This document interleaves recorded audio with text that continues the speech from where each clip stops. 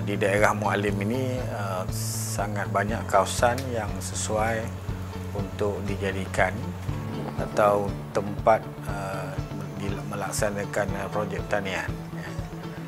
Antaranya adalah kawasan-kawasan tanah terbiak yang berada di kampung-kampung, iaitu milik masyarakat kampung yang telah lama tidak diusahakan. Kawasan-kawasan ini memang perlu dibangunkan semula dengan projek pertanian yang berdaya maju dan boleh memberi pulangan yang baik kepada PPK. Walau bagaimanapun, kawasan-kawasan untuk ternakan dan ternak air juga turut ada. Di Mualim juga terdapat banyak kawasan-kawasan bekas lombong yang boleh diusahakan untuk projek ternak air secara semi-intensif ataupun intensif lah, dan juga menggunakan kaedah moden, iaitu ternakan ikan secara sangkar, penggunaan sangkar.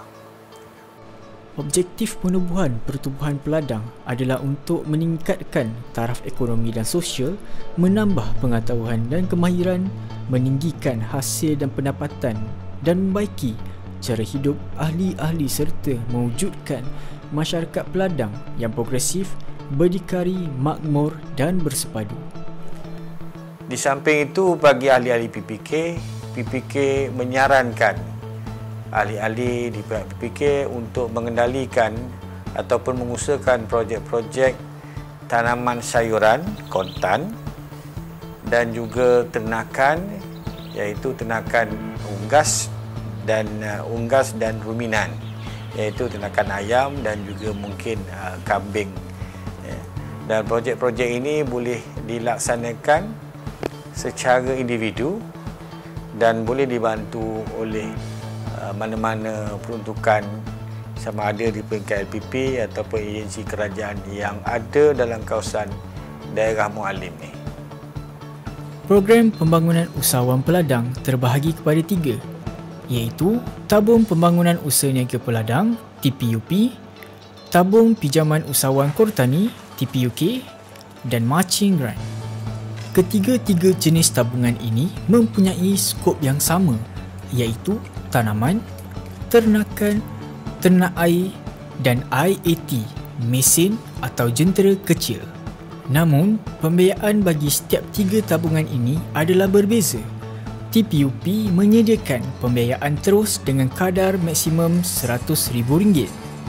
TPUK pula memberikan pembiayaan maksimum RM10,000 dengan geran 50% dan pinjaman 50%. Manakala Matching Grant pula memberikan pembiayaan maksimum sebanyak RM20,000 dengan geran 70% dan ahli peladang 30%. Fokus penekanan di peringkat PPK terbahagi kepada 2.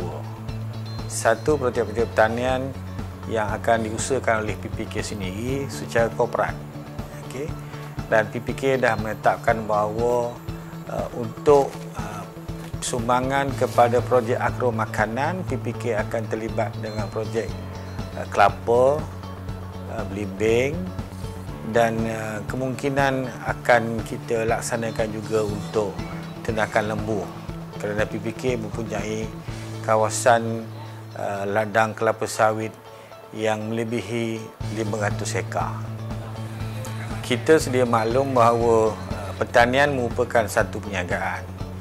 Jadi walau bagaimanapun, setiap perniagaan itu mempunyai risiko yang amat tinggi.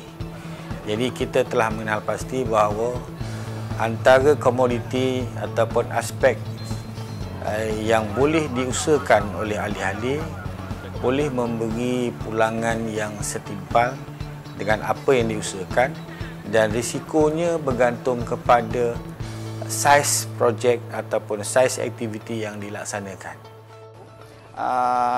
Kelebihan menyertai pasar peladang ini, dia dapat memberi peluang bagi usahawan pasar jualan terus menambah pendapatan dan memberi kemudahan kepada masyarakat setempat, dan mendapatkan bekalan segar dengan harga yang sungguh berpatutan.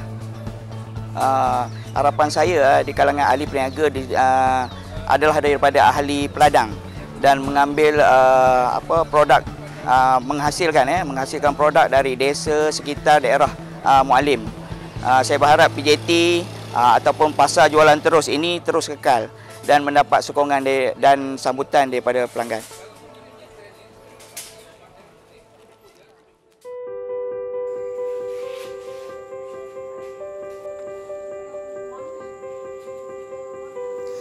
Manfaat jadi ahli peladang ni, pertama dia akan bagi kita kursus. Maksudnya macam kalau kita kurang ilmu dari segi macam contoh pemasaran, dari segi macam mana nak dapatkan bekalan makanan, ataupun waktu tu petani macam mana nak dapatkan racun, baja, supaya nak petikkan hasil dia kan.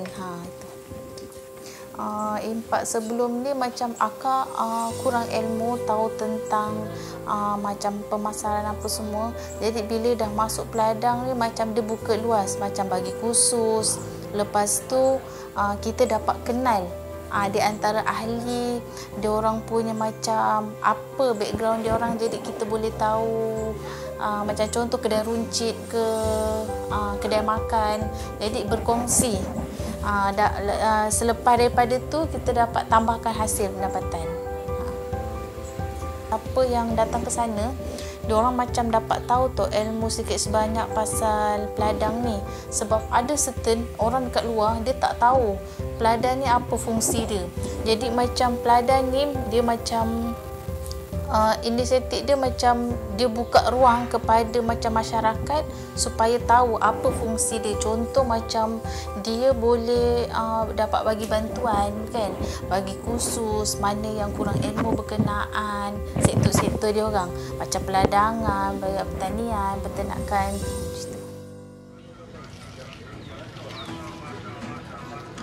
Kita ada beberapa perkara yang berkaitan dengan inisiatif. Pertama yang kita nak buat bagi tahun 2023, kita akan melaksanakan kepada meremajakan ahli peladang muda ke arah usahawan dengan memberi ilmu pengetahuan melalui kursus dan lawatan. Yang kedua, kita akan meningkatkan pendapatan peladang nita melalui pengeluaran makanan ringan dan juga kursus dan lawatan.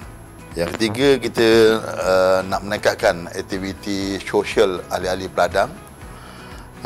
Masalah sosial dia di kalangan ahli melalui perjumpaan dan lawatan. Itu inisiatif kita yang kita rancang bagi tahun 2023. Harapan PPK Slim River Tanjung Malim amat besar hasrat dia. Salah satu ialah dengan melaksanakan ladang sedia ada dengan lebih sistematik dan terkawal. Yang kedua berkaitan dengan penambahan ahli peladang kita, menambahkan keahlian di samping menambahkan saham. Sekarang ni saham kita berjumlah 600,000. Kita nak meningkatkan kepada 700,000 saham di PPK Slim River.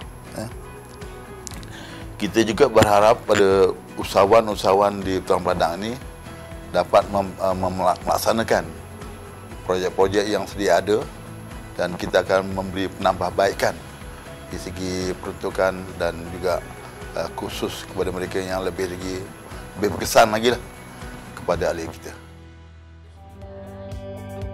Syarat-syarat menjadi ahli pertubuhan peladang kawasan PPK berumur 18 tahun dan ke atas, warga negara Malaysia, bermastatin dalam kawasan pengendalian PPK, mengambil bahagian dalam pengeluaran pertanian atau ternakan, mendapat pendapatan daripada aktiviti pertanian atau ternakan, menguasai mana-mana daripada faktor pertanian dan ternakan.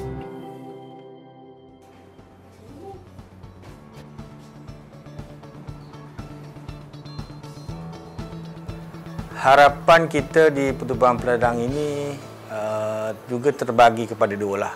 Kita berharap supaya pertubuhan peladang kawasan Slim River, Tanjung Malim di masa depan nanti akan merupakan satu organisasi yang berdaya maju, yang memberi sepenuh perkhidmatan, bantuan kepada ahli-ahli kita seramai 2,300 orang.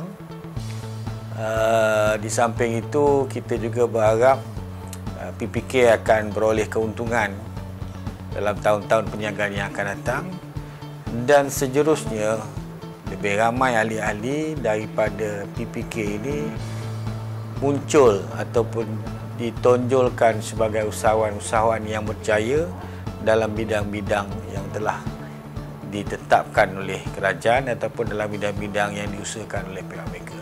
Dan tidak lupa juga bagi kumpulan peladang dan peladang muda, kita berharap lebih ramai orang menyertai PPK supaya organisasi pertubuhan peladang ini akan bertambah besar dan mampu bersaing dengan pertubuhan peladang di daerah lain di Negeri Perak maupun di tempat lain di luar Negeri Perak.